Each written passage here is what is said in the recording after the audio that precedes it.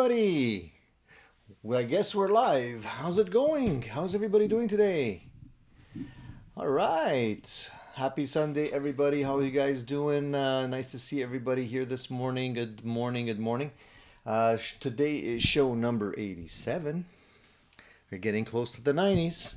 Today's a very special show because this week was my birthday. Actually, 2 days ago was my birthday. And I was happy to celebrate my birthday with my family and all my friends. Well, all my friends, I mean. Everybody wished me happy birthday, which was really nice of them. We're still kind of not supposed to be doing the gathering thing yet. So it was still a little bit low key, but we had a good time.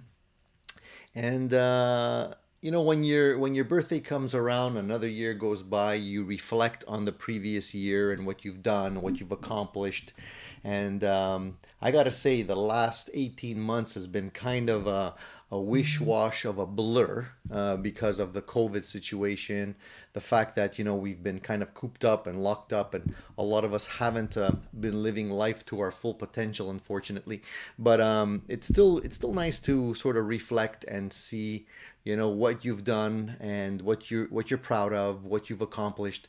I was thinking back to the channel and all of the stuff that we've done over the last year or so, and thinking about how the channel has grown, and obviously how great it is to have a great community shaping up, and having you guys participate in the Sunday shows as well is always a pleasure, and definitely something that I look forward to every week. So I want to thank you guys for giving me the opportunity to put on these shows and to be able to share some time with you guys. I think it's very important to be able to reach out any way you can and sort of spread the word about music, about guitars, about gear, and hopefully you might be able to get someone else to get the bug and maybe start a very long and satisfying journey into the hobby or the profession of music.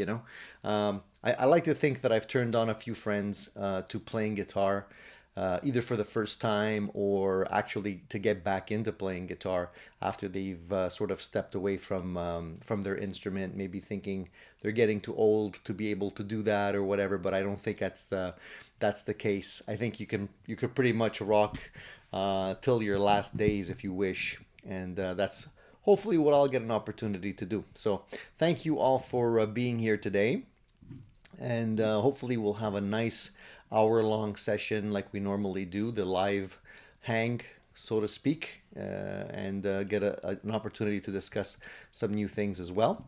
So good morning, everybody. Happy Sunday to you, Alan, Bruce, Cushman, Mark, Paul, Alan, Wayne, a lot of familiar faces as usual. Maserati Nation. If I skipped you guys, sorry, but I'm just jumping around in the chat here. Seth is here as well. Cool Tunes, nice to see you. Rico as well. Fat Philosopher. So a lot of very familiar faces. Awesome, awesome. And thank you for the birthday wishes, by the way. I see you guys, some of you guys are wishing me a belated happy birthday. I do appreciate that. Jeff is here as well. Rock till you crock. Absolutely. So let's get right into it. Let's not waste any time this morning. Let's start talking about where we're at and what you guys want to discuss in terms of gear. And let's go through the initial questions. I guess the people that were here first. I guess Alan was number one today in line in the waiting list. So good morning, Alan. You said Alan says he's got this reminder at almost 2 p.m. 2 p.m. It's funny because I sent it out only this morning. I was busy yesterday and I didn't get an opportunity to send. Usually I set up everything at least the evening before to give the opportunity for the notification to go out. But sometimes it is delayed sometimes. I know a lot of you have mentioned that in the past. So forgive me for that. Bruce is wishing us a good morning from New York. Mark is here as well. And Mark says good morning from Maryland, where it finally feels like fall. We've been dealing with fall for a while. The leaves are already falling off the trees here. They've changed color already, which usually means like if they're changing color in the city, then on the outskirts it's already like the leaves are pretty much on the ground at this point. So it goes pretty fast, you know, from being nice the last couple of warm days in late September, early October, till like the nippy cold air, you know. So it's around the corner. This is the time of year I don't really like because, you know, you gotta bring everything in. All of the patio stuff, all of the things that you normally keep in the yard has to be brought in for winter. Otherwise, it gets ruined with the snow here. So that's something that I'm going to be doing. Probably not this weekend because this weekend particularly, well, October is a crazy month for me because it's chock full of birthdays. It starts off with my brother-in-law, then my dad, then me, then my daughter, my son. We're all Libras. So it's one party and one cake after another. So the weekends are pretty chock full because we usually celebrate on the weekends when we have a little bit more time. So it doesn't give me much time to do anything else. But hopefully I'll be able to set aside some time to get those chores done, as well as crank out a few videos as well. Paul says, news of the week for me is downsizing my pedal board, now 66, but 3 more pedals are still on their way. One is for sure, the other 2 will go or bump something. So that's, I mean, we're proud of you, Paul. We're proud of you. 66 is better than 68 or 69, but that's still a lot of pedals. Honestly, Paul, do you normally play all those pedals, or because I would think if I had that many pedals, I actually never took tally of how many pedals I have. It's funny, I count my guitars, but I don't count the pedals. That's kind of odd. But 66 is a pretty good number. You must have a really nice collection there. So are those mostly all for like, you know, just to keep because you like them, but how many do you actually use on a regular basis, like a weekly basis, I wonder? And which ones would be your top, let's say, since you can only fit about, what, 6 or 8 pedals on a normal size pedal board? What would be your top 10, Paul? Just wondering what you got there. I'm sure you have a heck of a collection.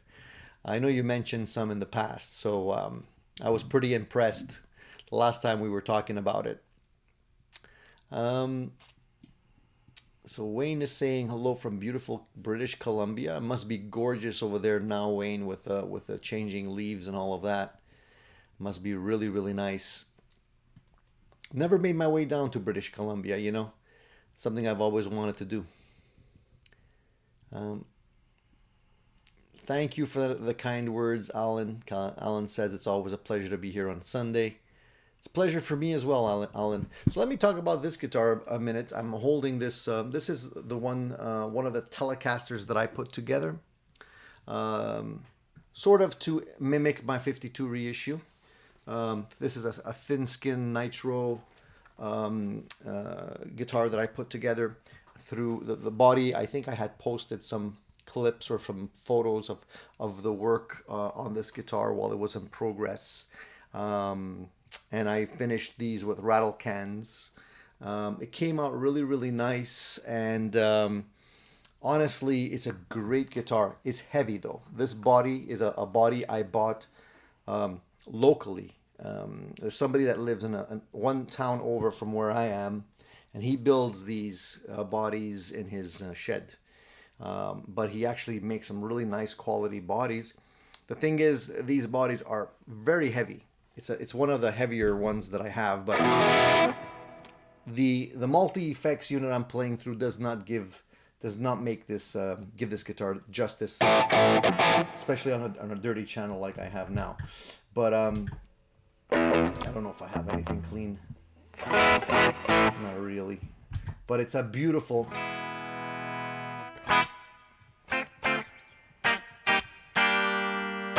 Beautiful sounding Telecaster, in my opinion, even if I do say so myself. I had talked about this. I don't know if I did a review on this guitar, actually, but I should actually do a full-blown review on it. the parts on this guitar, most of these parts were purchased on Solo Music. I did go with the authentic Fender tuners on this. I have a Fender neck plate here. The control cavity is not a Fender one. It's actually one that I bought on eBay. It came fully loaded, switch knobs, and also the plate, nice thick plate. And the quality of the switch, the reason I bought it is the quality of the switch and the pots on this were really good. And the entire thing cost me like 20 bucks. Where normally you would not even be able to get the pots and the switch for 20 bucks. So I ended up lucking out on that. It has orange drop caps in there as well. And overall, beautiful. It turned out really, really well. And you don't always know what you're going to get when you're building a guitar. Sometimes it looks really good, but it doesn't play as good. Or, there's just something about the guitar that doesn't jive. Sometimes, the neck might not feel the way you want it to be. This one came together really nicely. The whole thing came out really, really good. And the finish, I wanted to make this sort of a natural relic, so that's why I went with the really thin nitro finish on it. It's so thin you can actually see like if I shine the light on it, I don't know if you guys can see it, but you can still see the grain lines. So it's actually not as thick a finish as you would normally get on your guitars. And the whole reason for that is, I know it's gonna like wear and it's gonna get nicked, and that's the reason I kind of put together this guitar like this. But now that it's together, I almost don't want to get it nicked,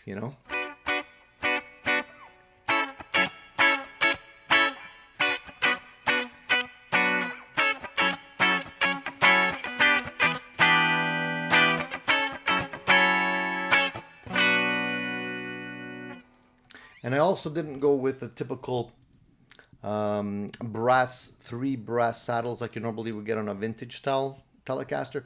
This one's more like the Keith Richards one, where you actually have the regular 6 saddles, independent saddles. The reason I went with that is I just find that it's better in terms of getting the guitar to be intonated properly. The only thing I change on this guitar is this top hat switch. I don't like the top hat, the thick Telecaster top hat switch. I like the round ones, the ones that are less square.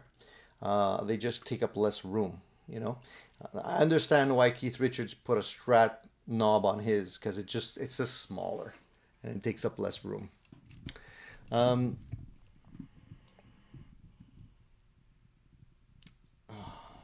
Dan says, very nice Telecaster. Tony, painting has never been my forte.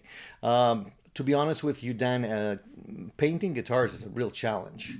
The good news is once you learn how to paint a guitar properly, you can actually paint a car because it's pretty much a pretty similar process. You almost have to take the same amount of pain and care to be able to paint your guitar and give it that mirror finish.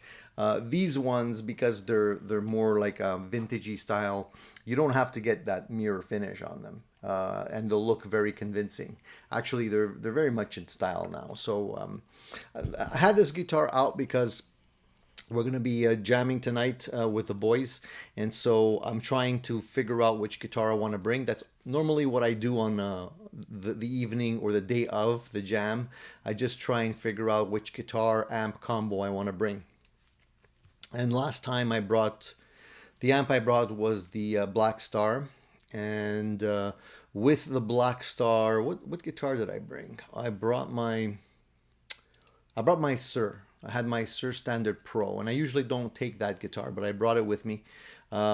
Mostly played most of the evening on the bridge humbucker, because I'm not bonding too much with the single coils on that guitar, which worked out quite nice. But today I'm thinking about possibly bringing this Telecaster, as well as possibly going with the Brunetti head instead of bringing the combo and plugging into whatever cabinet they have there. It's always a toss-up with the cabinets. Some of the cabinets that they have at the rehearsal studio are really good, and they're newer ones, and some of them are not so good. They're the older ones. So that's why I prefer to bring a combo, because you know that the entire the enclosure, the speaker combination is going to be under your control. Whereas if you go there with something random waiting for you, you never know how much control you're going to get there, you know. But I haven't played this guitar in the live setting yet, so I'd like to see how it performs. The only reason I don't normally bring this one is because it's heavy, and we usually go on for at least 3 hours, 3.5 hours straight. And when you, if any of you know, when you're standing with a heavy guitar around your neck for 3 hours, you feel it in your back. So, but I probably will bring this one, and I'm going to try it with the Brunetti, which is over there. Actually, over there. I moved it. I was playing with it through my 412 cabinet, which I normally don't do. I usually play the Brunetti through my 212, and I find that the 412 has the really sweet speakers that I love. So it definitely plays a lot better when I'm going through the Marshall with the Brunetti. Any of my amps actually going through that cabinet sounds way better. So that's the plan for tonight, but things might change. I often make a last minute decision, a spur of the moment, and I end up grabbing something else. I set myself up. I'm like, all right, this is the combo we've decided on. This is what we're going to go with. And then, the last 5 minutes before I leave, I grab something else. So we'll see what happens tonight. Jeff says, I just bit the bullet and bought a Custom Shop 60s Relic Telecaster. Awesome. I need a gear call now. I got way too much stuff I don't use. Well, first of all, congratulations on the Custom Shop 60s Relic. That must be a really beautiful guitar. Did you buy that new on the brand new from a store? Or did you get that on the used market, Jeff? Beautiful guitars. Yeah, after you make a purchase like that, if you're like me, you usually have buyer's remorse, right? And you're like, okay, now I spoiled myself. What am I getting rid of? That's what I usually end up doing. But if you can do that, it sort of softens the blow a little bit, right? It justifies it. I don't like, you know what I don't like? I don't like getting rid of stuff before I bring in something. So that's my thing. That's my quirky thing. What I'll normally do is I'll usually bring in new gear, guitar, pedal, amp, whatever. And then I go through a period of about a week or so, maybe a little bit more, where I compare the new product to the stuff I already have. And then I make a decision as to whether or not it's a keeper. And if it is a keeper, then I decide, okay, if this is a keeper, what is it replacing? And then I try and see, okay, if it's a guitar, for example, I'll compare with my other guitars. I'll just make sure that it is better than what I already have. And then I'll sort of go with the last common denominator, something that I don't play as much or I don't enjoy as much anymore. And that'll usually be the one to go. But sometimes it takes a little while to make the proper decision. You don't want to be hasty. The 3-tone Sunburst is awesome. Yeah, I have one. It's not a custom shop, unfortunately, Jeff, but I do have one in my rack, I think. Is it back there? Yeah, it's just there. It's the second one next to the road-worn Telecaster, Stratocaster, that guy. That's the one. Yeah, they're great Telecasters. This one here has a little bit of a chunky neck. I don't know, is your neck more of a beefy neck or a slim neck on that?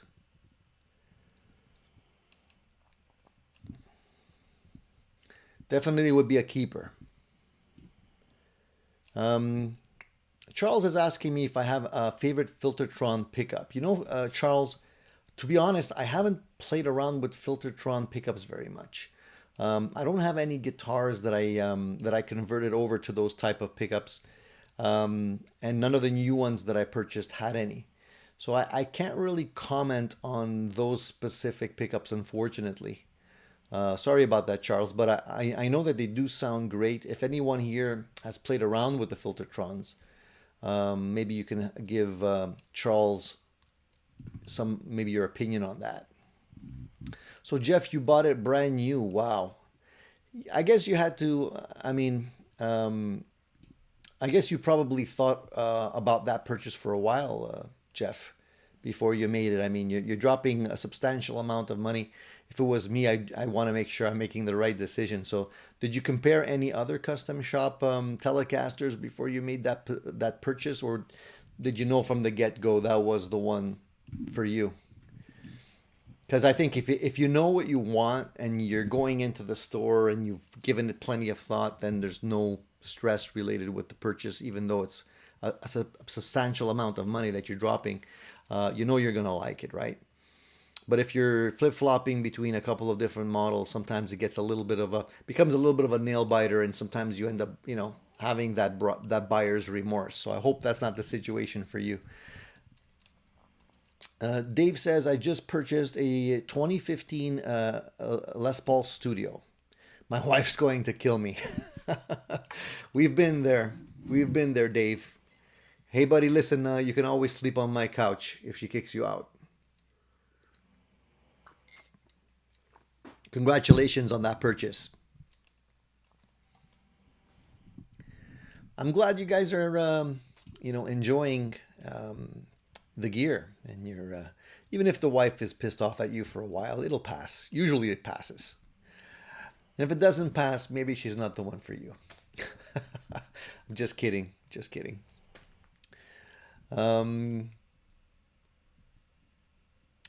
wants to know what my thoughts are on the Behringer pedals. I like to hear everybody's thoughts on them. Yeah, sure, I can give you my thoughts, Ben. I'm not the only one that's probably purchased some of the Behringer pedals in the past. I'm not sure which pedals you're looking at, but when I look at the Behringer pedals, I kind of look at them as temporary pedals or like intermediate pedals that I'll buy for a specific purpose. One of the pedals that I purchased from Behringer was the one that apparently they've cloned like the Tube Screamer. There's one that I think, do I have it here? Yeah, it's the TO8. They call it the TO800. It's in the box. I can't get it right now. It's out of my reach, or so I would show that one to you. But that particular one is supposed to be a clone of the Tube Screamer, and I bought it just specifically for that reason, just to get sort of that sound at a cheaper price point. I'm not a huge Tube Screamer fan, but sometimes it's nice to be able to push your pedal, your amp a little bit harder, especially if you're going edge of breakup and you just want to give it a little bit more bite. So the Tube Screamer does that really well. So I ended up buying one, and it's very inexpensive, and I just wanted to compare it to some other Tube Screamer clones that I have. It's a great way of getting some decent sounds at a lower price point. The only thing with the Behringer pedals is that they're not very road worthy, and the enclosures are not necessarily the most rugged. So if you're going to be playing at home and you're not necessarily gigging with the stuff, that's fine. If you're taking it on the road with you, I would probably end up getting something a little bit more rugged, just to make sure that it doesn't die on you when you need it most, But beyond that, I mean, they have some interesting pedals for sure, and it's a great way to get some new tones at a lower price.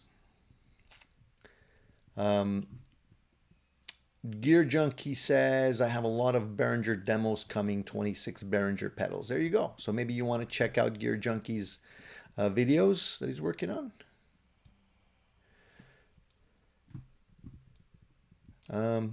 Alan's talking about Japan-made guitars are always special and better finished than USA-made ones.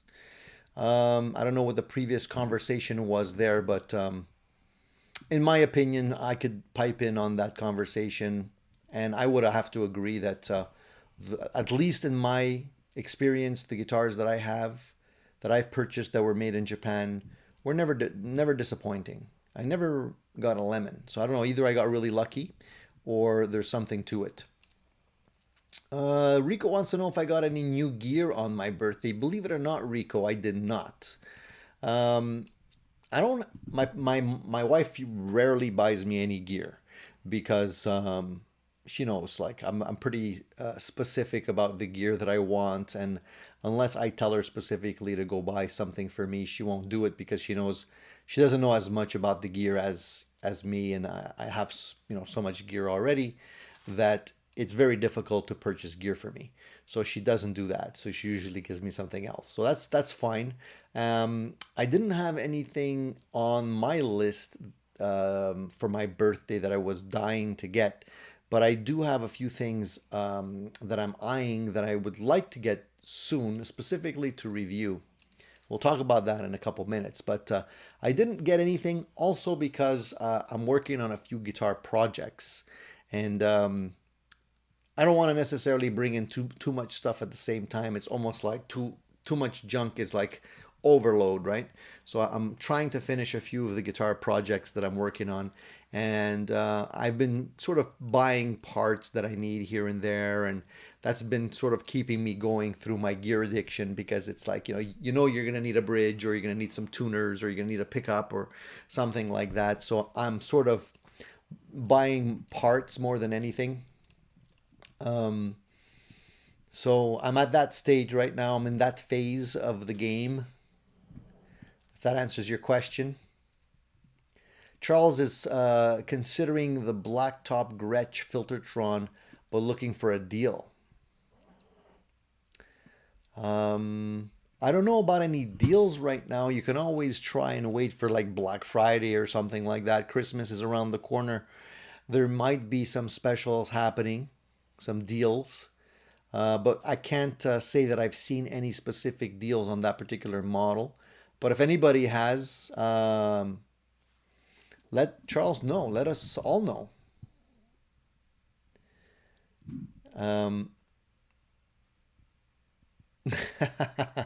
Yeah, I've used that. I've used that strategy, Mark. When you get a new guitar, just tell the wife, "Oh, I had this guitar. It's not new." That usually works, but lately for my wife, she's catching on now, and she usually gives me the look like, "What do you take me for?" I find that it's easier if you bring in guitars that are the same color or the same shape, right? Like if you have a couple of Strats or Strat style guitars that are the same color, it gets harder to tell them apart. Or another strategy is that, if she sees you walking in with a case or something like that with a new guitar in it, I'll usually say, "Oh, my friend lend this to me," or perhaps I'm just bringing this. I'm going to be trading this for something else, and usually they let it go. Seth wants to know, he says, 2015 LP Robo tuners. I guess you're asking our opinion on the Robo tuners, Seth. I don't know what to tell you. Robo tuners. Some people think they're really cool. I never owned a guitar with Robo tuners on it. I did try them. Interesting concept. I don't know how practical it would be overall. It's handy, definitely. But again, I'm not one to need that kind of technology on my tuners. So for me, it would be a pass. Others might have them and love them. I don't know if anybody could pipe in.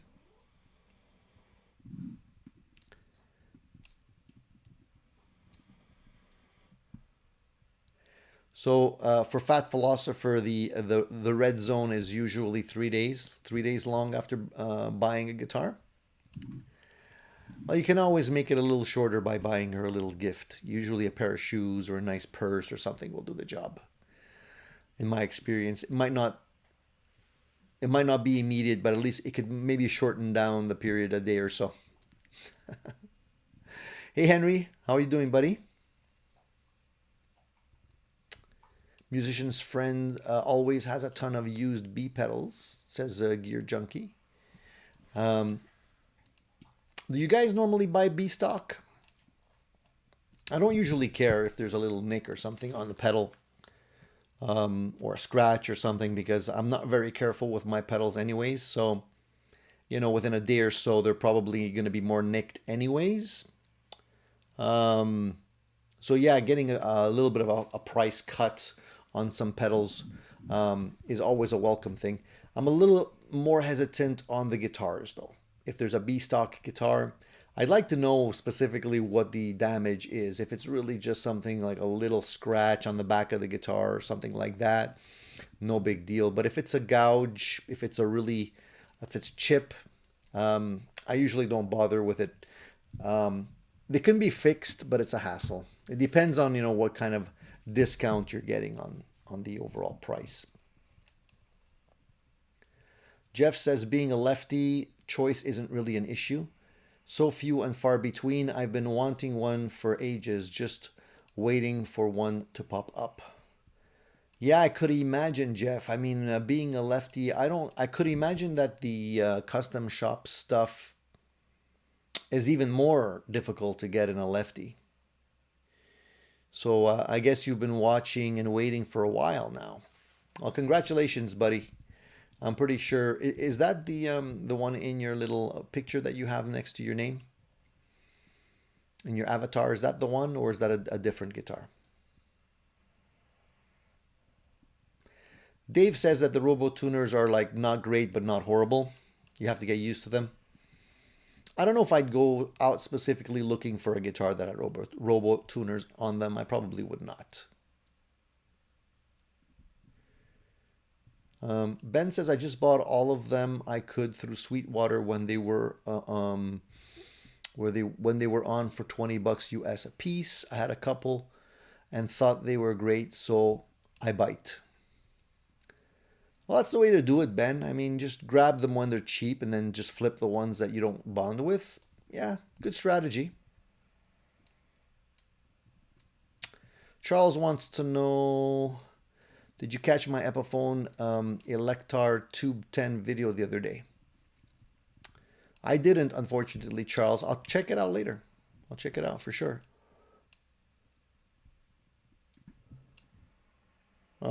Gear Junkie says, put Behringer pedals in a board with a loop switcher so the pedals aren't used. Let the looper do the work. I don't know if the Behringer pedals are true bypass or not. That's the other thing. Usually more inexpensive pedals are not necessarily true bypass, which sometimes colors the tone even when they're off. So if that's an issue for you, you might want to check that out.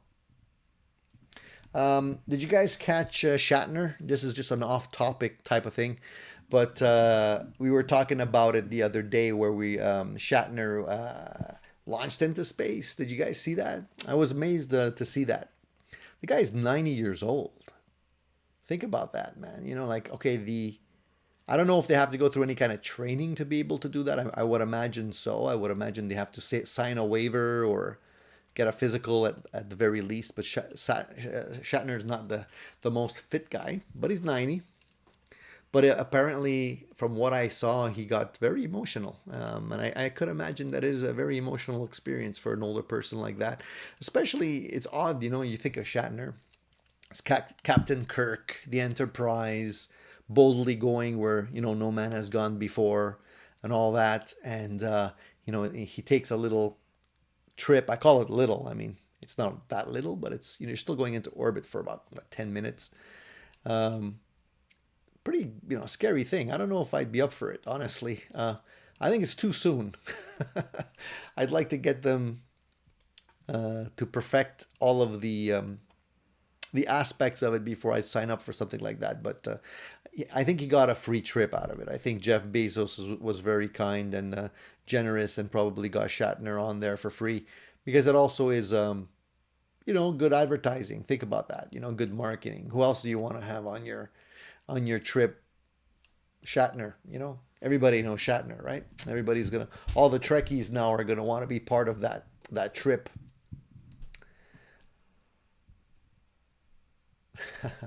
Fat Philosopher says Shatner also became the oldest man to star in a romantic comedy movie this year as well. There you go.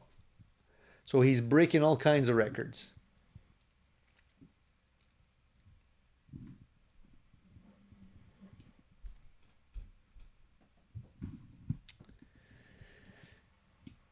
So Seth is doing a custom build for a customer. Lake Placid blue Tom DeLonge style hardtail Strat, nickel and black hardware. It's going to be killer. Decided to build the one for myself with gold hardware. Gold hardware is great.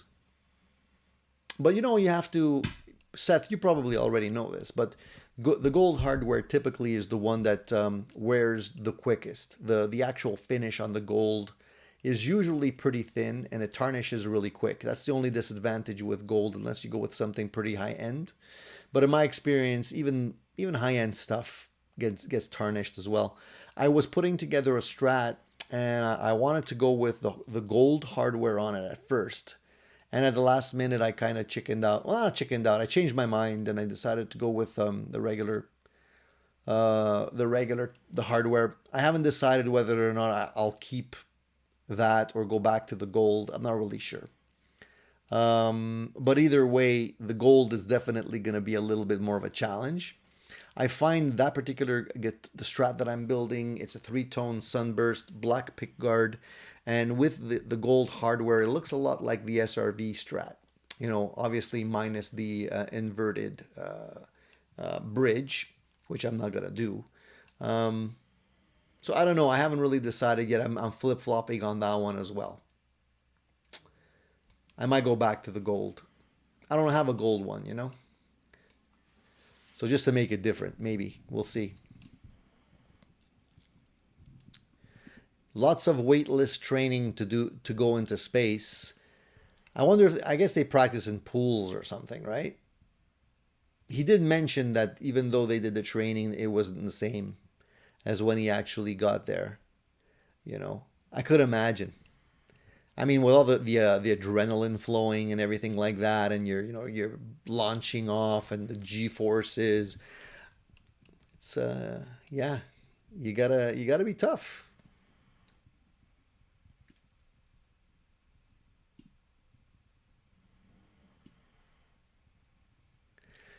Fat Philosopher says Shatner's first movie role was in the 1950s. Imagine that.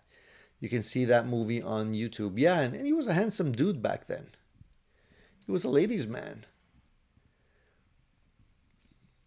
I don't know if this is actually true or if it's an urban legend, but I also heard that if you watch the is it the Friday the 13th movies with Jason, the mask that he uses, that's actually an inverted mask, a Shatner mask, from what I understood.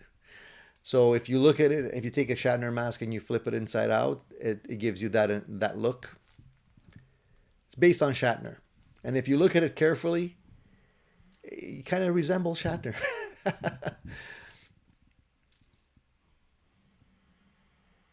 Yeah, the myth, the legend, the Shatner. I choked up a bit watching it live. He was so moved. Very, very inspiring moment for me. I agree. I agree. He was very moved. He had tears in his eyes. Do we like that look when the gold hardware fades, folks? Or no? Curious to hear your thoughts. I don't find the gold looks as nice when it's faded. The regular hardware gets tarnished, you know, it starts looking old. I can live with that. The gold, unfortunately, because the gold actually comes off, you see the chrome underneath, it doesn't look as nice, in my opinion. Lake Placid blue is really nice. Yeah, I agree with you, Leo. Good choice of color.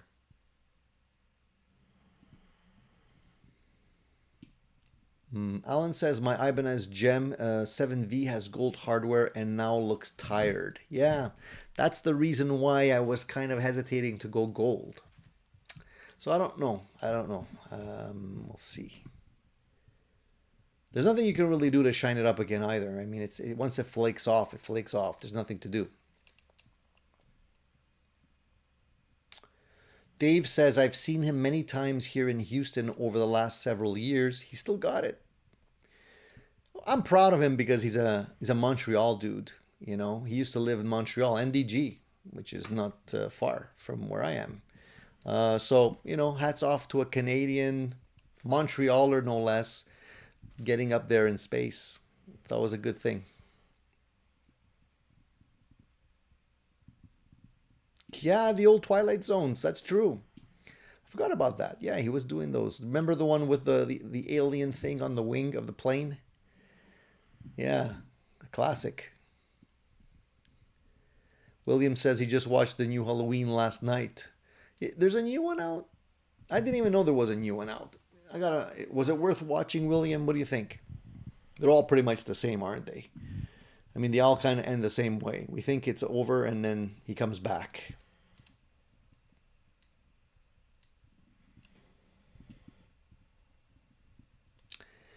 Seth is asking if we can have a week where we email you pics of project builds and new gear, and if possible, you could bring some of the pics on the screen and react, chat. Yeah, sure, absolutely, Seth. Why not? I'd be more than happy to do that. I know a few of you have already been doing that sort of privately with me, asking my opinion on builds or showing me the builds as well. If you guys are okay with it and if you're willing to talk about it and you'd like me to show it, I'm more than happy to do that. Sure. So Alan says he hates it. It ruins the look of the guitar. Replacing all the hardware would cost a fortune. Yeah, if you're really a stickler about, keeping everything in tip-top condition, then I would say don't go with gold. And mind you, black is very similar to that as well. Black also tends to eventually come off, not as much as the gold, though, in my opinion.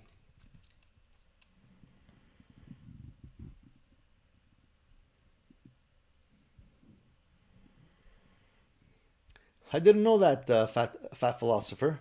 Fat Philosopher says Shatner, dad gave him 5 years to make it as an actor, or else he had to join the family's curtain company. Hence the Star Trek 5-year mission. 5-year mission. Yeah, I don't think curtains are that exciting, so I think he made a good choice.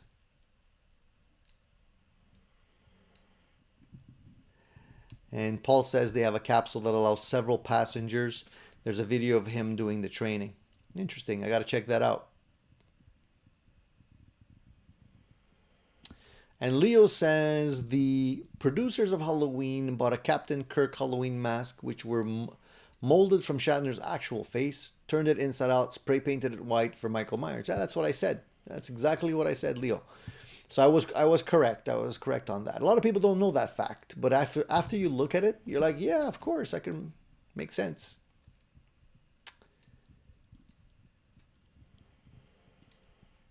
John says it's not the look of relics or worn guitars. That is what people like. It's the suggestion of what the guitar has experienced to get that wear. Yeah, again, some people enjoy the relic look on their guitars and they don't mind if their guitars have a few dings and scars on them. Other people freak out. And as soon as there's a ding in the guitar, they're not sleeping at night. They're having nightmares about that. So it depends on which category you fall into. I flip flop since I'm a Libra. Both sides of the balance. Some guitars I don't mind if they're worn or if they have any kind of ding in it, and other guitars I would lose sleep over if they had a ding in it. So it's weird that way, but that's me.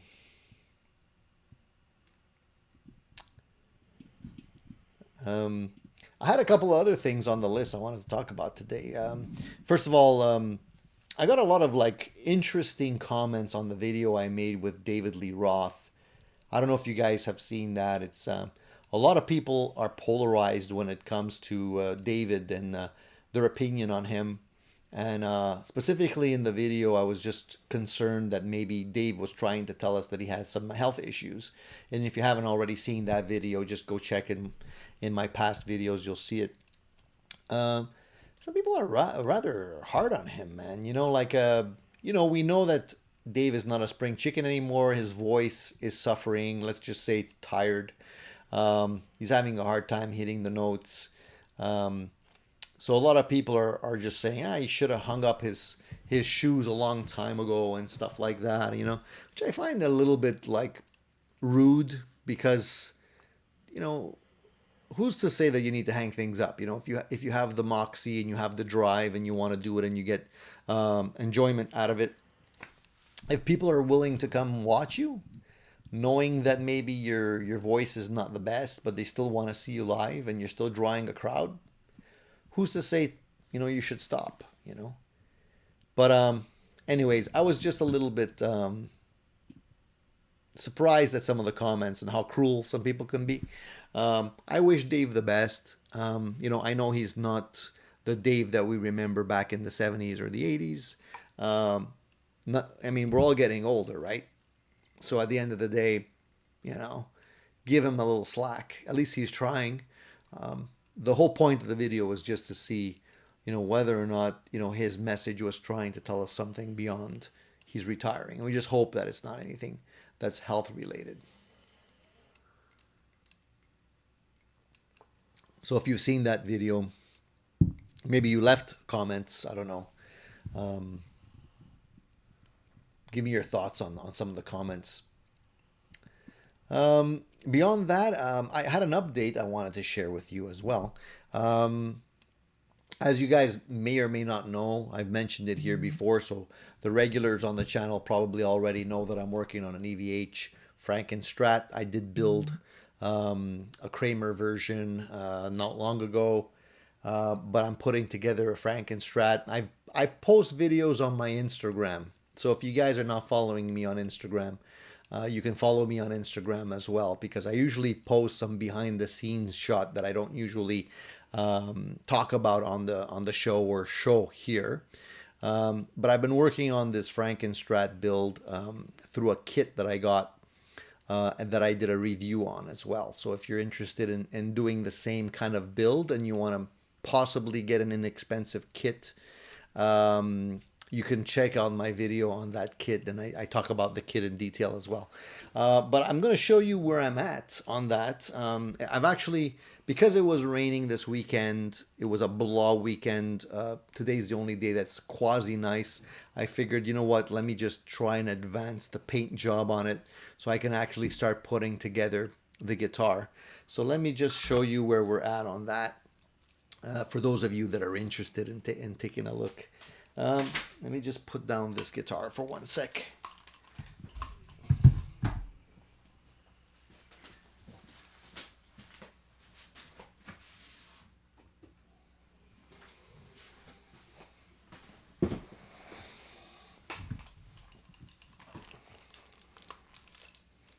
All right, so I have the Frankie here.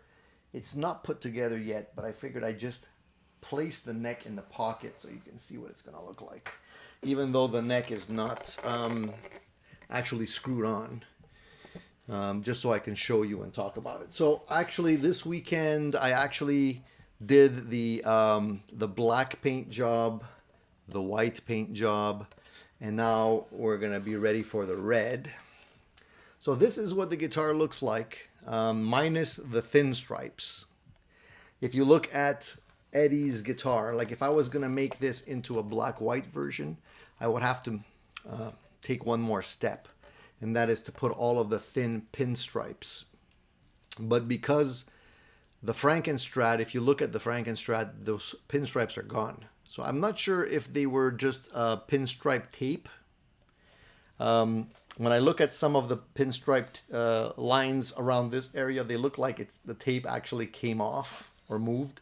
So I think they are tape, but in the Fender versions, they actually just paint the entire thing. So it's so I did this, and you can see there's some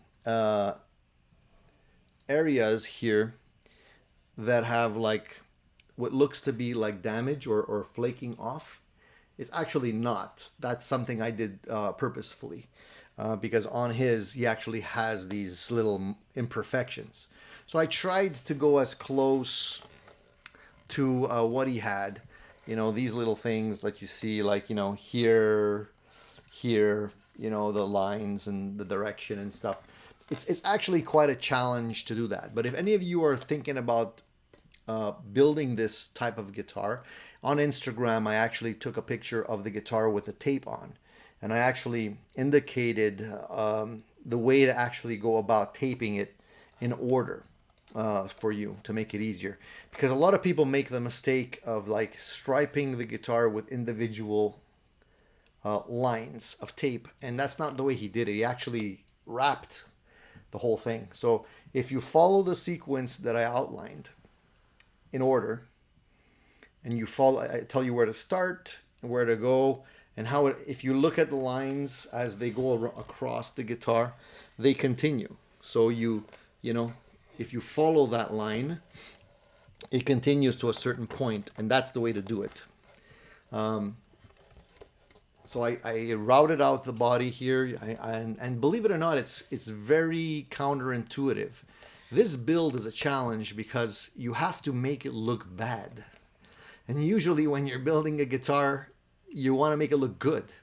And it's almost like I have to think about not caring if there's like a little mistake or a little flake or something like that that didn't come out properly. Like even the lines that I made on this guitar, they're probably a little bit too good in terms of the bleed and all that kind of stuff. I don't think the actual real one was that well done. So you almost have to not care, you know. But anyways, it's coming along. And the next step would be the red. And the red's the real challenge, because the red, when you're looking at the Strat, it's very confusing to know, to clearly see where all the red is, or where the tape needs to be before you're painting the red. So what I'm going to probably do is blow up an image of the guitar, and I'm going to like go over it with a marker again and just highlight all of the areas that need to have the tape, and get it done, and hopefully I don't make a mistake. And then after that, I'll drill the holes for the Floyd and start to put together the, cut the pick guard and start doing the relicing, because the guitar is not going to be this clean when I'm done with it. There's a whole bunch of buckle rash in the back. I have the reflectors. There's the little blue paint issue that he had on his guitar as well. The eyelets have to be put on. A whole bunch of stuff. And basically relicing the neck as well. This neck, I'll talk about the neck here for a minute. Let me just pop this off, because that's another thing I wanted to mention. Take that off here. Put the guitar. And I'll go back and answer your questions if you guys have any questions. But what I really like about this body is it's not very heavy. It's a very light body. So I'm gonna like playing that one. So the neck that I got on the kit, this neck, was actually a Strat neck. And it wasn't routed out to be able to accept the locking nut.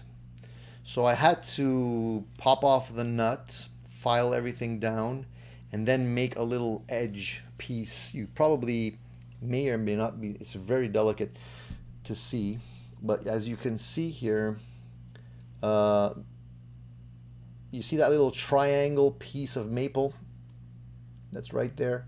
Well, that was the piece that wasn't there before, and I didn't want to have it hanging over the edge like that. So I made a little piece of maple to go in there. As you can see on the front of it, I don't know if you can see that. So you can see on the truss rod, so that little piece below the locking nut wasn't there before. So I carefully cut out a piece, put it in there, glued it in place, filed everything down perfectly flat. And we're gonna be ready and gonna be in business to be able to get that done. I filed down the frets. I did a fret level on it. And normally I take care not to dirty the fretboard, but and I did tape it all up and everything, but I'm gonna have to like dirty it up anyway. So in this particular case, I can be a little less careful, but again, it's kind of counterintuitive for me to do that. It's almost like I'm not used to doing that, so I have to kind of get rid of my mental block when it comes to doing that kind of stuff, and hopefully just not care as much. It's gonna be nice, I think, once it's finished. Now I just have to line up some pickups.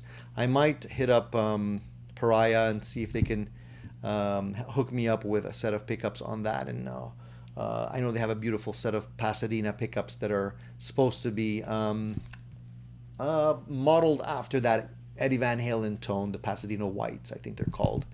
So I might go with that. I might actually take another look at Pete Thorne's video that he did when he compared a whole bunch of pickups. I don't know if you saw that one. He went through like, I think, 100 pickups or something, and he was basically trying to get that Van Halen tone. And you can hear the comparison of those pickups side by side. So maybe I'll just pick up one that I like out of the bunch and get one of those. I don't know. Or I just might go with something I already have here. We'll see. But I lined up the switch. I did find the switch. I did find the quarter. Now it's just a question of relicking the hardware a little bit. I'm not going to relic the bridge because I actually got a donation from one of our very generous viewers here, and he actually sent me an older Floyd Rose, which is beautiful. So there's nothing that I need to do with that Floyd Rose. It's perfect the way it is. But the screws, the switch, the pickup magnets are all going to be kind of relic to look old, and I have a formulation to be able to do that as well. Ben, I found the quarter. Where else, man? On eBay. Where else would you find that stuff? Yeah, I just found somebody selling one on eBay, and I just ordered it off eBay. I could have maybe eventually found it on my own, but it would have taken a long time for me to do that. So, hey Max, good morning, buddy. Max says he's a little bit late. It's all good.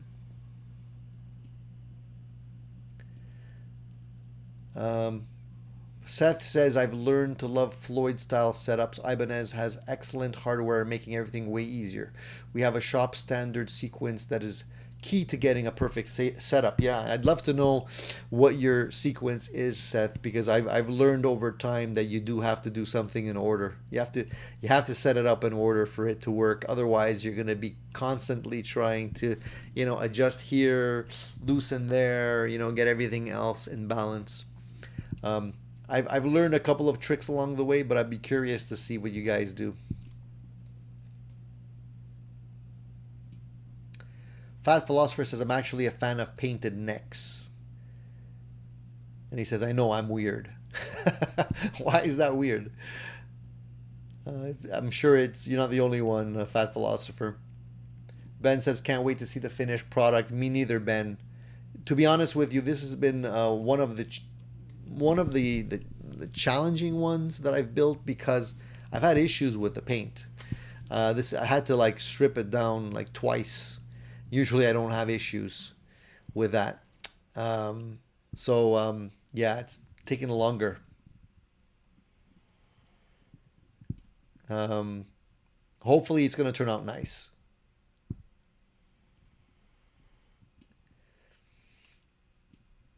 And it looks good. It looks good so far to me. Leo, thank you, buddy.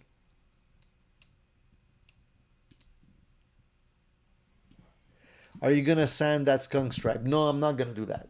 I'm not going to do that, Ben. I don't really care if the skunk stripe is there. I know the original one didn't have, but I'm not gonna bother with that. I'm not trying to make a one-for-one copy. You know what I mean? I'm just trying to get into the ballpark.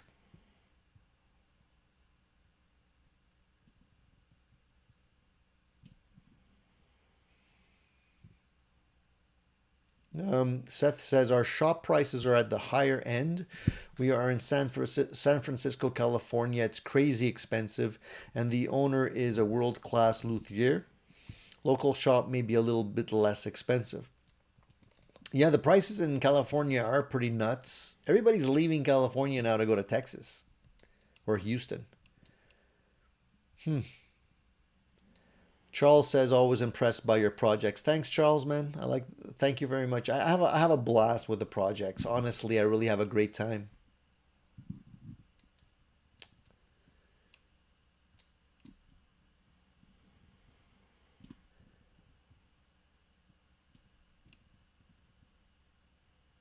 And Rico wanted to know if I was gonna wet sand before you paint the red. No. I'm not. I'm pretty sure Eddie didn't wet sand anything. What I just might do is just the edges of the paint in some, you can actually sometimes feel like if you go where the edge of the black and the red is, you can feel a little bump. I will probably just lightly, very lightly sand that down.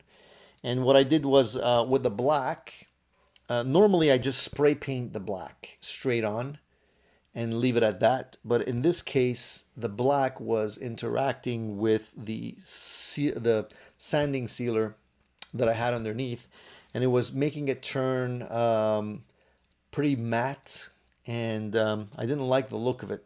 So I actually spray painted a light coat of clear gloss on the black. That's why it's shiny like that, so that I would avoid that really inconsistent matte color.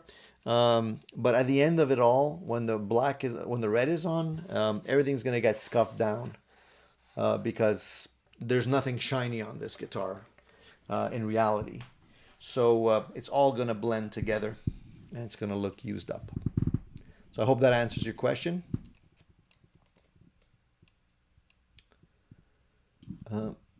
Excuse me.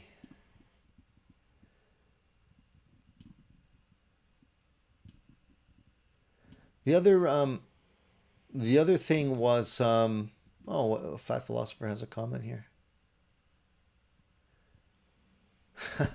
Cohen says definitely looking bad. Good. Yeah, that's the thing. We don't know which one is it. Is it good if it looks bad, or is it bad if it looks good? We're not really sure, right? Fat Philosopher says it pays to get chummy with your local luthier.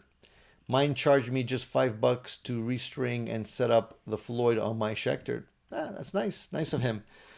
I guess maybe it didn't need that much work. Sometimes you could spend, a good half an hour on setting up a Floyd if it's really out of whack.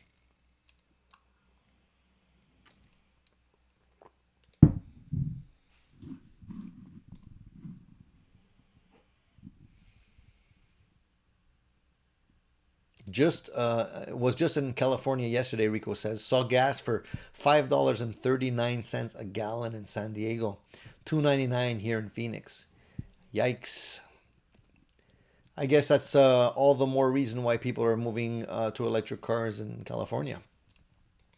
I don't know what the price of electricity is in California, but here in Canada, I have an electric car as well as a gas vehicle, and if it costs me, I don't know, $13 a month to charge the car, that's even a lot.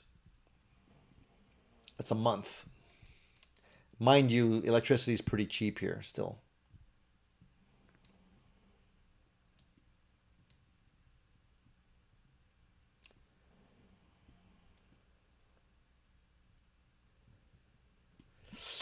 John, that's exactly it. So, Eddie's guitar was built up over time, right? So he started off with being black, then he painted the stripes on with the white, then he continued using it. So all along, all the different phases, it got abused. So it was never mint in any of those stages. So even the white here, was scuffed up and used and probably had buckle rash and dings and all that kind of stuff. And, there's not one ding on this body yet. But if you look at the photos, the close-up photos of the real Frankinstrat when it was actually on display at the museum, you'll see how bad that thing actually looks. It's really like, it's been used and abused. So there's a lot of work to be done to make it look like that.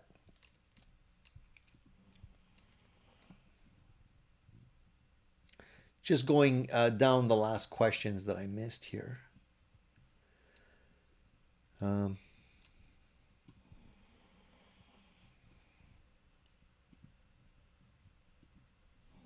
Talking about gas. Fat Philosopher says, would a made in Mexico pickguard fit on a classic Vibe Telecaster? Great question. Honestly, I know that Fender often moves around whole locations on purpose on their pickguards. So an American one won't necessarily fit on a Mexican one, vice versa. I'm not really sure if it would fit, if a made in Mexico version would fit a Squire. I couldn't really say. It also depends what you mentioned classic vibe. I have never tried to swap the pick guard on the classic vibe with something else. I wouldn't be able to tell you, to be honest, Fat Philosopher. But one thing I can say is if you don't like the pick guard on your classic vibe and you want to switch it over to something else, there are companies that sell pick guards online that don't are able to sell you a pick guard with no holes drilled in them. So what you can do then is take the classic vibe pick guard, take it off, order one, then just superimpose and drill the holes, and you know that they're going to be in the right location, and you won't have to drill extra holes in the body. I, for one, don't like drilling extra holes in the body. It really bothers me when I pull off a pick guard and there's like Swiss cheese underneath, you know. I try and keep the original holes original as much as I can. Sometimes it's not worth it. I mean, it's very expensive sometimes, but you know what? I bite the bullet. On my Sir, I did exactly that. I had to order another pick guard from Sir, but I know that this pick guard will fit perfectly in my guitar, and I won't have to drill any new holes because I'm going to be converting that to a HH configuration. So you can do that. You can always, if you can. What you can possibly do if you have the time is just to get a picture of a guitar online of a classic vibe. Sorry, not a classic vibe. I mean of a Mexican. Blow it up and just cut it out and superimpose it and see if the holes line up. Sometimes it's close, but it's just slightly off, which is really the last thing you want to do is you have to put in the screws at an angle, you know, to make it try and fit into the right holes.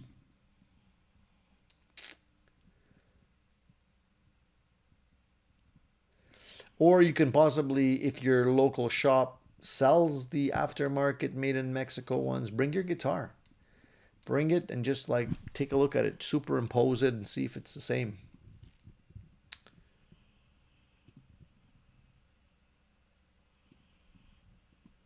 Just because it's the same number of holes does not necessarily mean it's in the same location. Just so you know. Let's see. Well, one of the things that I wanted to talk about also very quickly is I did a video on the Implicit audio speaker cabinet kit, and I told you guys I would sort of give you an update on that. I actually put it together, and I actually covered it in some Tolex and stuff, and I have it. Actually, it's right there. It's right there behind me. I still didn't put a speaker in it, but I'll show you what it looks like so far if you guys are interested in seeing that. One sec.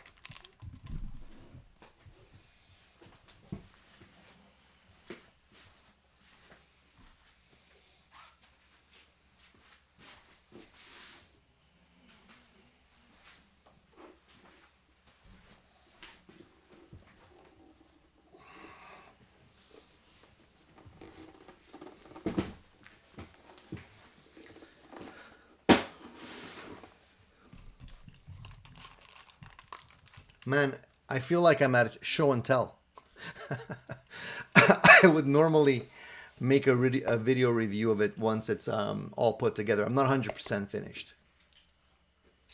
But this one, you saw me review the kit. It was just basically an unboxing video. But here, I'm going to show you the back of it first. So this is the kit all put together with the Tolex on it. I had this Tolex left over. I don't know where I got it from. Not the highest quality Tolex, I gotta say, but it was, you know, for what I need, it's good. Put in the back panel. As you can see, it's an open back, but I could have very easily got another piece to put in here if I wanted to make it closed. The thing is, I already have a few cabinets like this that are closed, so I didn't really want another one that was closed. And here's the front of it. So now the front doesn't have, I just spray painted the front of this black, flat black, so when I put in the speaker won't stand out. when I put in the grill, it'll cover all of this, so you won't see the flat. I rounded over the edges because it's not rounded when you buy it, so it's usually very square. So I routed over all of the edges here to give it that nice round over. And for the front of it, I actually had a nice basket weave grill that I wanted to put on there. Unfortunately, the tolerances for this type of grill are a little bit too tight because this grill is thick. You can't really see it here, but once the grill is stapled in place, you need, I would say, at least 1/8 of an inch, almost 1/4 of an inch all around to be able to fit it in there. If I try and squeeze it in there now, it won't fit. So I notified the guys over at Implicit Audio to kind of make that adjustment, maybe give a little bit more clearance around, because I thought that would be pretty cool to have this grill. I like this type of grill cloth. So I have two choices. Either I route out the edge of this and make it smaller, or the other thing I thought what might be cool is if I flip it the other way around, if I cover this in Tolex, all of this part of it, and flip it the other way around, it'll fit because I don't necessarily have to go all the way to the edges at that point. And it'll give it more of like a pretty boutique look to it, I think, you know? So I think I'm going to try doing that. And if that doesn't work, then I'll trim it out, you know? But I haven't put the speaker in. I still got to do that. So I'm not 100% finished. Oh, and I want to also put in corners. I didn't go crazy with the corners and try to make them perfect, but I want to put corner protectors on here. I was hoping to get the leather ones like Mesa uses. Haven't been able to find those. So either I'll have to make them myself or I go with something metal or plastic. But I find the leather ones are nicer. But we'll see. So that is the update for that. If any of you are looking at building your own, there's a lot of work involved. It's not an easy thing. Covering an amp cabinet like that takes a lot of time as well. Yeah, that's exactly what I'm going to do, Rico, is I'm going to staple it to the back, but I'm going to use I'm going to flip it over. I think that's going to be a pretty cool look. And overall, it looks really solid. I stood on this thing, right? I was doing something in my garage and I stood on it. I'm 220 pounds. Nothing happened. Didn't break, didn't crack, didn't make any weird noises. So I'm looking forward to finishing that project. So I got a lot of projects going on, as you can see, guys. The other thing I'm going to be actually working on, and again, I don't know when I'm going to get the time to do this, but the Harley Benton guitar, this guy, the junior one that I did a review on as well. You can check that out. That's in white. I was never really crazy about the white color. So what I'm going to do is I'm going to paint that one. And I decided to go with this. This is a duplicate color. And the actual color is called Inferno Red Metallic. You can't really see it well on the camera, on the cap. But it's got a really nice, like a little metallic flex in it. I think it's going to look really nice. Original Chrysler color. All right. So we're going to try it and we're going to see if we can't, if we can avoid ruining the guitar. Hopefully I don't ruin it, but I think it's going to be pretty cool. Looks like that Black Star that you have. Actually, the Black Star cab is a little bit bigger. This one is slightly smaller, the one I'm making here.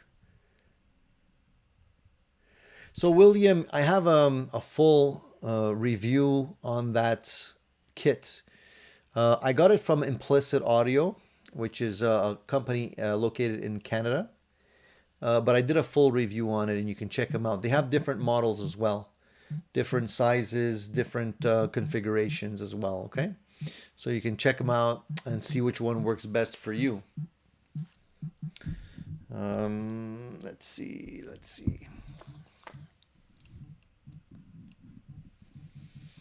So guys, I don't know if we're gonna wrap it up. There's a couple of little things I want to talk about, a couple of, but I got to, I can't stay too long today, so I'm gonna try and make it short and sweet. The Ampero is coming out with a new model, the Ampero 2. I don't know if you guys have seen this yet, or if you're fans of the Ampero. The Ampero multi-effects unit, they have a full-sized one as well as a smaller one. This is the Ampero 1, and they have a bigger one. They're coming out with another one now, and it's the Ampero 2, and it's even smaller. I guess they're trying to compete with the Line 6 unit that's small now. So I'm really curious to see what it sounds like, and I'm trying to get one for a review because I like the Ampero stuff. I think it's really good, well made, and a lot of bang for the buck. So that unit, hopefully I'll be able to get my hands on it. I don't even think they've actually released it yet, so I don't know how long it's going to be, but I'm hoping in a couple weeks maybe I can get one. And I'll do a review on that for you guys. And for those of you that are looking for a multi-effects unit for home that's not too expensive, that's going to be probably one of the better choices. Jeff wants to know, where is the Marshall? The Marshall's right behind me, right there. It's usually there, but because I was playing that through that cabinet, I just moved it over. That's coming with me tonight. So the Marshall's right there on top of my 212 cab. Ben is asking, is that a whammy on the far right side of that? What are we talking about here? The far right side? Not sure what we're referring to, Mark. Sorry. Ben, sorry. I'm losing the continuity of the comments. Ben was asking if I've ever done a video of your guitar collection. I did start doing a video. I didn't do an entire, like a video of all of them in one because it would be too long. So I ended up doing a couple of videos where I would take 3 guitars at a time and talk about them. And I sort of, I got to continue that. There's still more. I didn't finish my collection, but I got sidetracked with a couple of other things that I was doing, so I didn't get an opportunity to finish those. But that's still on my list of videos to come.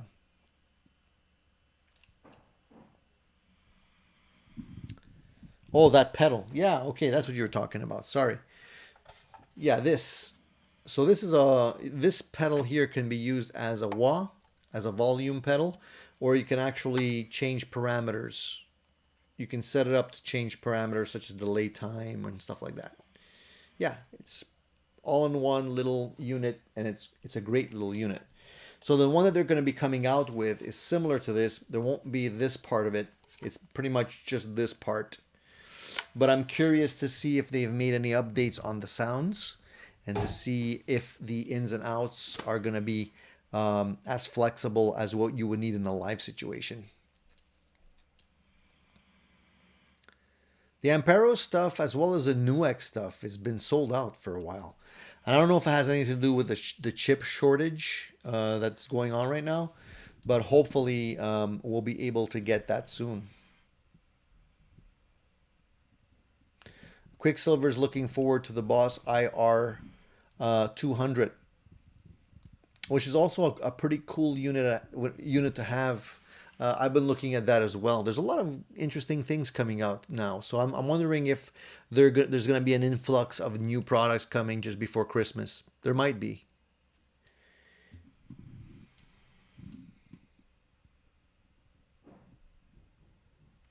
Max wants to know where I'm playing tonight. So we're playing at our local rehearsal studio. It's not a live gig. It's a rehearsal basically. We're rehearsing. We're just brushing up on our stuff, which is better, it's safer, not to be in crowds. It's only us. Dave says, I had an Ampero, I loved it, but the SY1000 has modeling options I like. Like I said, Dave, there's so many great products that are coming out. It's really a question of finding the one that's going to work for you in a live situation or studio situation. The puppy, where's the puppy? The puppy's right here. She's like right over here. He's right next to my Black Star. She's sleeping, as per usual. She's not a puppy. She's 12 years old. She's a senior citizen when it comes to dog. What is that in dog years? She's getting up there. Is Ampero its own thing or yet another sub-brand of Moore or Joyo? I believe it's its own thing. I don't think it's a sub-brand. It's hard to tell sometimes. They don't really give you all that information. But as far as I can tell, I don't think it's a sub-brand.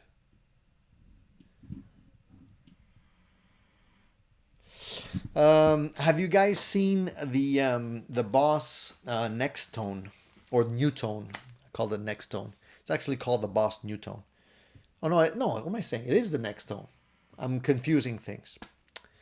So the Boss Nextone is a amp that they've released. It's sort of like the next version or incarnation. It's not an update to the Katana. It's sort of its own thing, but it's what they're doing is it's an 80-watt combo. It's solid state. It's not tube, and it looks quite intimidating when you look at it at first. It's got a set of like 27 knobs on this thing, but the reason for that is it's got a clean side and a dirty side, and they both have their own independent knob controls, and it's not like a modeling amp that has everything thrown in, including the kitchen sink. It's really just a 2-channel thing, clean, dirty, and they're using something that they call tube logic technology, and what it is it's sort of they're emulating the different types of tubes, and they're modifying the sound depending on the choice you make. So if it's on EL34s or 6L6 or whatever, it'll slightly alter the sound so you can actually mimic that particular tube sound, which is interesting. I hear it has pretty nice cleans. I haven't seen too much on it yet, and I have not tried it myself. But the interesting thing is the price point. It's $900. So I'm wondering if at $900 they're gonna sell as many of these as they were selling the Katanas. The Katanas were more enticing because the prices were lower. They were more affordable. But for $900, you're getting into the range now of other amps that are actually tube, and will they be able to compete with would you be willing to spend $900 on something that's maybe not tube? It's got to sound pretty good. So I'm wondering how it's going to fare. I'm going to keep my eyes on that though and see if it's impressive and the sounds are good. I mean, Fender is making their transistor equivalent as well. They've been doing that now for a few models, and they're not inexpensive either. So we'll see. We'll see who's going to come out on top on this one. It should be an interesting thing to follow. The other thing is Epiphone has a Hummingbird version of their Gibson Hummingbird, which I love. I always liked the Hummingbird. Not necessarily for the sound as much as for the look, because I actually, played a real Gibson Hummingbird, which is very expensive, and I was underwhelmed with the sound. It wasn't the sound I was looking for an acoustic guitar. The Martin that I had at the time, I felt sounded way better, fuller, less boxy. And obviously the Gibson version is a lot more expensive, right? We're talking a few $1,000. Anyways, they released the Hummingbird Pro as an Epiphone model, and it's relatively affordable. It's $599 here in Canada. It's a little less expensive, or in the States maybe.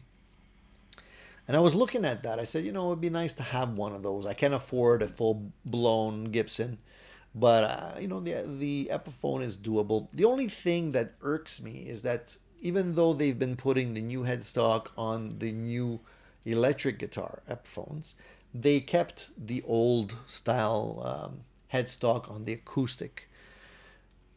Does it bother me? You know what? I don't like that headstock, but it bothers me less on the acoustic guitars than it does on the electric guitars. So I was considering maybe picking one up and seeing if I can get one. The other thing that irks me is that they have the Powell Ferro fretboards. So the fretboards are not, you know, rosewood. I don't mind Powell Ferro fretboards, but I don't like it when they're light. And the ones that I've seen are a little bit light. So you would have to either darken them up with some kind of process or something if you buy one of those, or you have to specifically search for one that has a darker fretboard. But it's a solid spruce top. I'm pretty sure the sides are not solid. They're probably laminated, but it looks nice. I don't know. I'm not sure, you know. I'm thinking about it. What do you guys think?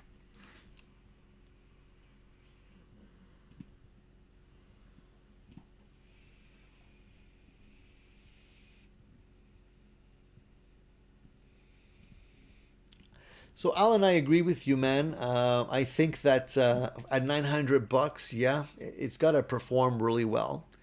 If it has good options, you know, it might be enough to sway people from other purchases. We'll see. We'll have to see. Cushman likes my shirt. Thanks, man. Yeah, Gas Monkey Garage. Yeah.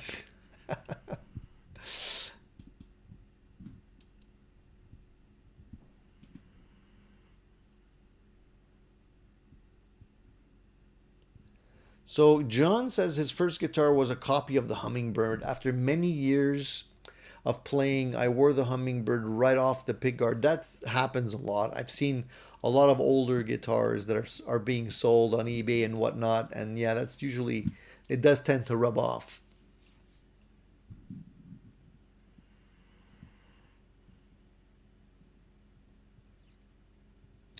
Vox says Epi Hummingbird is awesome.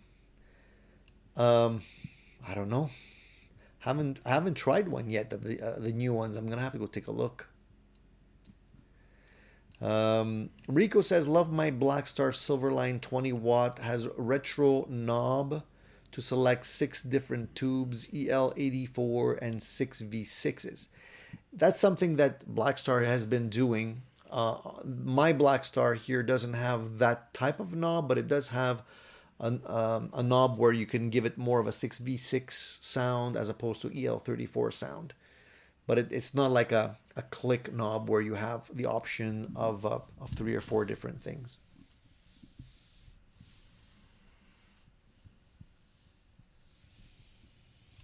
Yeah, Alan, I know about that. The Monty's Guitars wax darkens Powell Ferro fretboard. You can also do the same with shoe polish, by the way. I don't know what Matt uses in his concoction. I think it could be some coffee grounds or I don't know what, but it seems to work well. A lot of people like it. I know how to darken stuff as well, so it's not a big deal. I'm pretty sure I'd be able to come up with my own version of that as well. Vox says if buy a Martin, sorry I can't. If buy a Martin before a Gibson Hummingbird, but that's just me. I think what he was trying to say is he'd buy a Martin before a Gibson. The thing is, Vox, I already have a Martin. So it's not a question of needing an acoustic guitar. I have a few. It's just a question of liking that particular model. I'm positive that the Martin would sound better than the Epiphone. No doubt in my mind. William says hopefully the Epi Hummingbird will have the same Sonic 2 preamp that in that they put the Master Built series. I'm pretty sure it's not. I'm pretty sure on the budget Epiphone model is not the same preamp. Almost positive.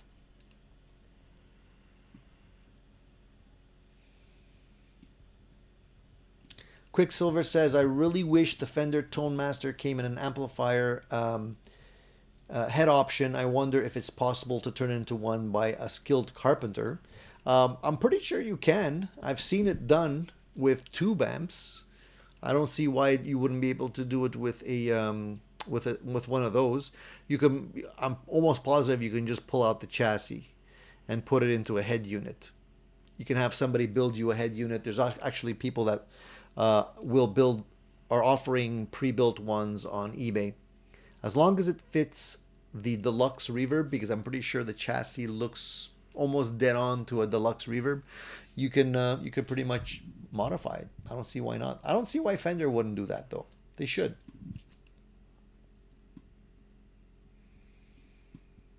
Charles says, I prefer amps with simple controls, too many options, not good, too hard to figure out what the amp can really do. I tend to agree with you. I kind of like simplicity as well.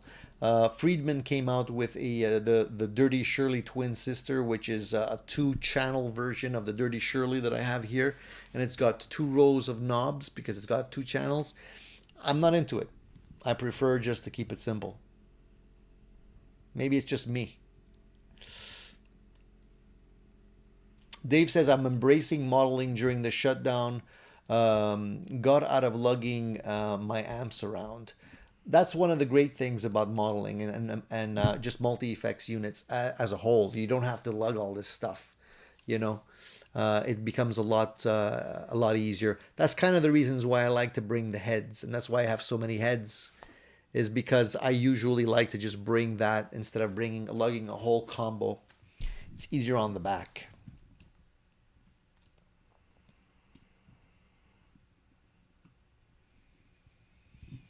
I agree, Seth. I think Fender missed the boat on that.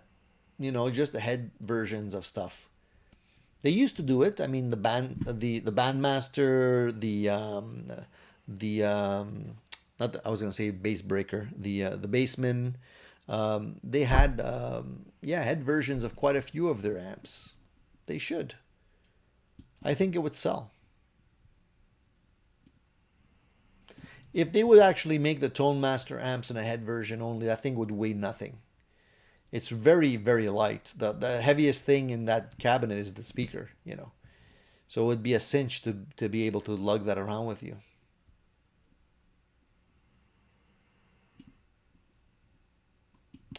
Yeah, Cohen's building an acoustic guitar apparently, and that's a little bit beyond the qualifications of what I can build right now, Cohen. I don't have the skills, the patience, or the tools to build an acoustic yet. Maybe one day though. I'd love to work my way up to that eventually.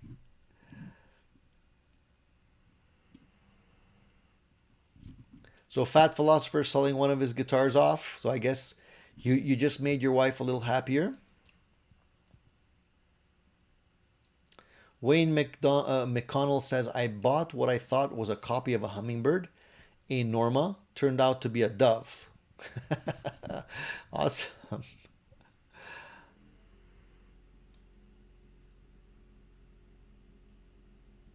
Best acoustic I ever played was a Taylor, but it was about $2,000. You know, I had a Taylor 2 at one point. And Taylor make great guitars, don't get me wrong. The thing with the Taylor is that I felt, as opposed to a Martin, the Taylor seemed to be more like a Cadillac.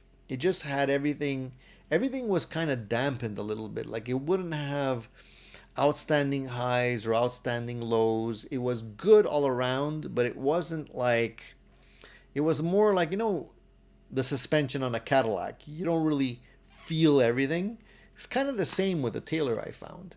With the Martin, it was a lot more of a lively guitar. It had a lot more of a nice, crisper tone to it. So I ended up keeping the Martin. I sold the Taylor, but it was a great guitar.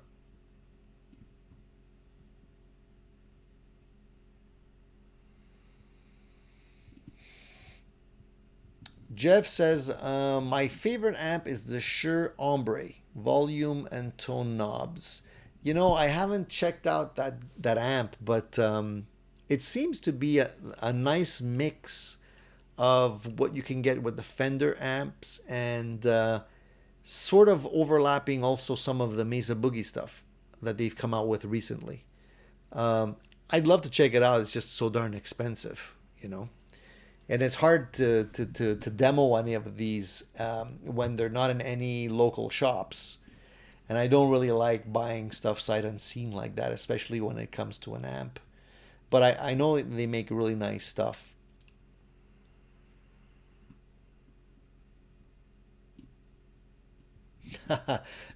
That's a great attitude, Cohen. Just go for it. You know, at the end of the day, it might turn out well, it might not, but I mean, it's the cost of learning, right? The next one will be even better, I'm sure.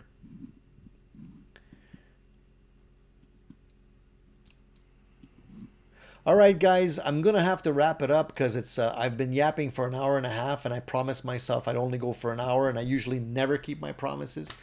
But I'm gonna have to wrap it up. It's already 11:36, so we've been going for a little bit over an hour and a half. I appreciate you guys tuning in, and I thank you very much once again for the great birthday wishes. There's no other way I'd like to spend my Sundays than with you guys on show number 87. I appreciate the newcomers, and I liked all of the questions. I think we had a great session this Sunday. I'm looking forward to next Sunday. Keep your comments, you know what I mean? If you want to, you know, you have something that wasn't answered this week or whatever, make note of it, put a little post-it. We can talk about it again next Sunday. If it's something really urgent, you can ask the questions even after the live recording goes online. I'll check in from time to time and I can answer some questions. I'll try and put the timestamps on this one. I did that last week. It took a little bit of time, but I think it's well worth it for us to have the timestamps there for those of you who like those. So we'll try and do that again. And if you tuned in for the first time today, thank you. Please consider subscribing to the channel and at the same time tuning in to next Sunday's show where we're bound to have more goodies. I'll try and crank out a couple of videos this week and keep you updated on the new stuff coming in as well as the projects. And subscribe to my Instagram too, guys, because you'll get some behind the scenes stuff that I don't normally talk about, all right? Thank you very much. Big thumbs up for everybody who tuned in today. Thank you so much, and I hope that that we'll be able to chit chat about some really cool, interesting stuff that I have lined up. Hopefully that'll come through, and we'll be able to just go that extra step, you know, that extra mile. All right, guys. Thank you once again. Have a great Sunday. Have a great rest of the week. Stay safe. And most of all, play your guitar, you know, don't get sidetracked, play that instrument, all right? Talk to you soon.